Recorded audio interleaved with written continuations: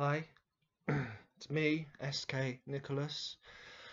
I thought I'd do a video, short video, 10 minutes. I don't think I'll ever do another hour-long video.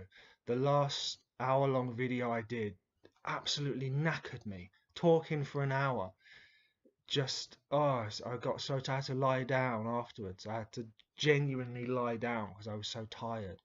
I don't normally. I was thinking. I'm already digressing, but whatever. Um, I was thinking earlier. Most of the time when I talk to people, I get bored halfway in between a sentence, and I'll talk to someone, and then I'll just kind of stop and I think I can't be bothered carrying on. This is quite unusual for me, actually talking and having to carry on, because so many times I just find myself drifting, and then I think, no, I can't do that. So yeah, I thought I'd make a video, and I wanted to touch upon a subject that I mentioned in one of the earlier videos, one of the first videos. Um, the subject was failure, failure, failure, and it's more to do with how I see it. It's the freedom of failure. When I was a few years ago, I was terrified of failing, and it was a chip on my shoulder. And I'd always sort of look around at people that were my age, that were younger than me, that had more money, that were more successful, and it used to really weigh me down. I used to think, fuck, I'm not where I should be.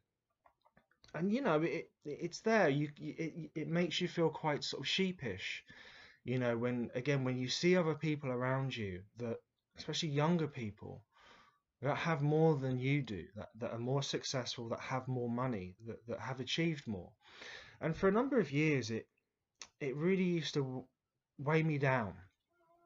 But then I got to this point where I kind of embraced failure. And when I embraced failure, suddenly I felt liberated. Suddenly I it changed my it changed my way of thinking, and it was one of the big things for my writing. As soon as I embraced failure, suddenly I kind of felt myself flourishing, because again, when I was really worried about failing, I would look at other sort of independent authors that were selling copies of I didn't have a book at this time, but I would see them selling their book, and I would see how many followers they had, and it used to weigh me down, and every time I would write, it would be there, and if I would write something and it didn't really get much. I didn't get much feedback. I didn't get much sort of interaction from it. It used to be so disparaging, and I would often kind of think, "Fuck it, I'm not writing anymore. I don't give a shit. I don't care." And I would always kind of have these mood swings where I every day, every week, I would think, "I'm not writing. I'm not doing it. I can't be bothered. No one cares." That was my kind of attitude, and again, it's very destroying when you're looking at other people and you're seeing how successful they appear to be, and you look at your own shit and you think, fuck, and it was very sort of negative, and it used to wear me down. But then I suddenly embraced failure. I thought, you know what, I'm gonna fail at this. I'm not ever gonna be a superstar. I'm not never gonna sell millions of copies of books. I'm not gonna be that person. And as soon as I kind of embraced that, it set me free.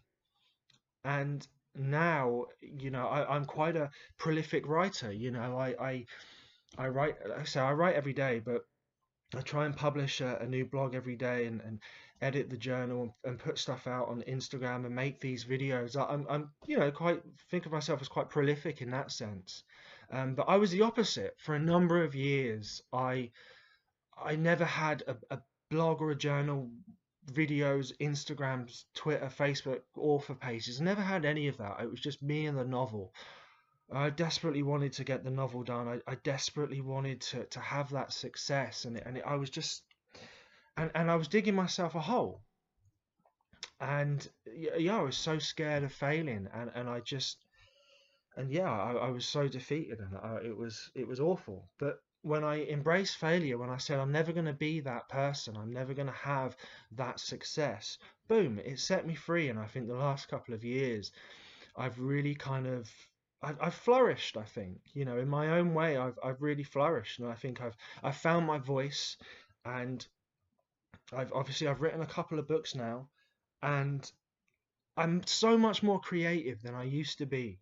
Like I said, for a few years, I wasn't really there at all. I wasn't in tune with my emotions. I wasn't really, didn't really have anything to show for it. I'd say to people, yeah, I'm working on a book, but what did I have? That was just empty words. So yeah, the me of a few years ago was. I didn't have anything to show for it. I genuinely didn't have anything to show for my struggles because I was so obsessed with not wanting to fail. Where as soon as I kind of said, you know what, I'm gonna fail at this, boom, that was it. It really liberated me. And I think you have to embrace failure. I think that you have to know that you're not gonna be, that superstar. You're not really gonna be who you really truly want to be in that sense. And when you embrace that, it's fantastic. It really is fantastic. So as I mentioned, it's my week off. I went for a walk. I went for a walk around the Quarry. I used to live very close to the Quarry. I used to live in a house that backed onto this quarry. It's brilliant. I'd literally just get up and walk around. Now I have a half an hour walk to the Quarry, and so I walked around there, put my music in, and I was, lost in my imagination, just lost in all these ideas and these visions and memories. It's given me a lot to think about in terms of writing. And again, I was thinking about failure, and I was just going back to a few years ago, and I was just thinking, my God, I can't believe that I was so sort of unproductive because I was so worried that I was a failure. But then again, as soon as I kind of held my hands up and said, you know what, I am a failure, boom, I suddenly didn't care about that anymore. I suddenly didn't, it wasn't an issue. I loved it. I don't know, I hope I make sense. It made sense in my head when I was walking around the quarry. Um, but yeah, then I went into a shop and I bought some candles. If I don't spend money on pajamas, I spend money on candles or wine. So yeah, I bought three candles, not four candles. I bought three candles and an energy drink. Shouldn't do it really, but the walk was nice. It was nice to go out. I love it. I didn't see anyone else around the quarry. I saw a fox, which was brilliant. I saw a deer and some squirrels and some birds. On the way there, I did see a dog walk, and there was a dog. I think it was like a border. They had two dogs. One was a border collie, another one looked like a golden retriever. But it's brilliant. I love being outside, surrounded by nature. Put my music in, and this was something else. I don't know if it really fits into the failure thing, but I I've always been a creative soul, and I was quite prolific when I was at uni most of the time, and paintings, drawings, and whatever. But then again, for a number of years, I never really had anything to show for it. I had all these ideas in my head. I was constantly fantasizing, but I never put it down onto paper. Again, I was scared of failing. I was scared that what happens if I put something on paper and people don't like it? What happens if I, I, I put it in a blog and it gets no feedback? And so I didn't do it. I didn't put down my thoughts, what was in my head, what was in my heart. Whereas now I love it. I go around the quarry and I think of all this shit. Again, some of it's memory, some of it's pure fantasy. The music dictates the mood, dictates the visions, and it's a wonderful release. And there's the open air, fresh air. It's not particularly sunny outside. I love it when it's sunny, but it was brilliant. So it's given me a lot to go on. It's given me a lot of food for thought. So yeah, it was brilliant. This is really tight. This is what I want to do. I don't want to go on for too long. So yeah, freedom of failure. Don't be afraid to fail. Why should you?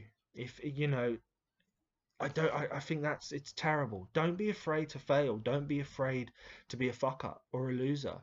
Because again, I think that you should embrace that. You should really embrace being broken. I see myself as being broken, but that's fine.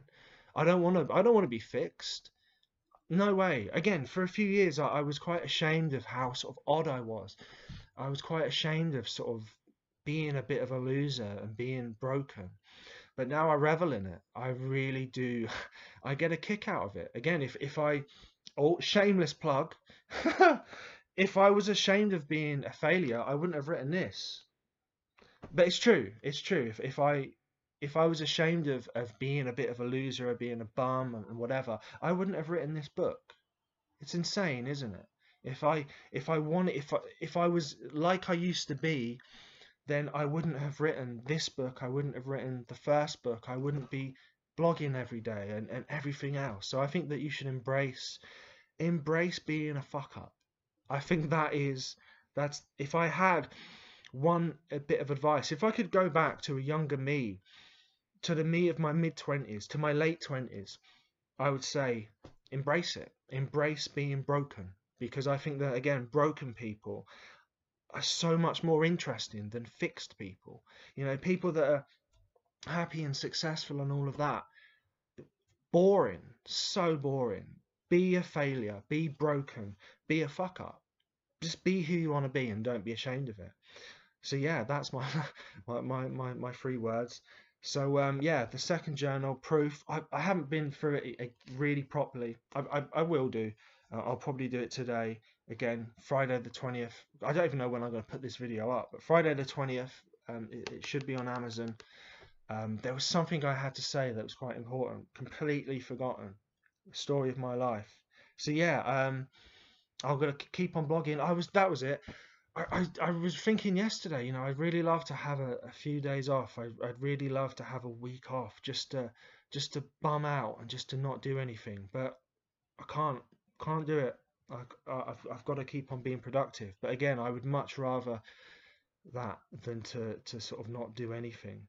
So yeah, I'll probably do some editing later and put some stuff on Instagram.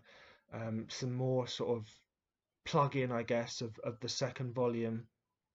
Um, And yeah, this is SK. What a short video. It's brilliant, isn't it? No digressing, not much anyway. No weird shit.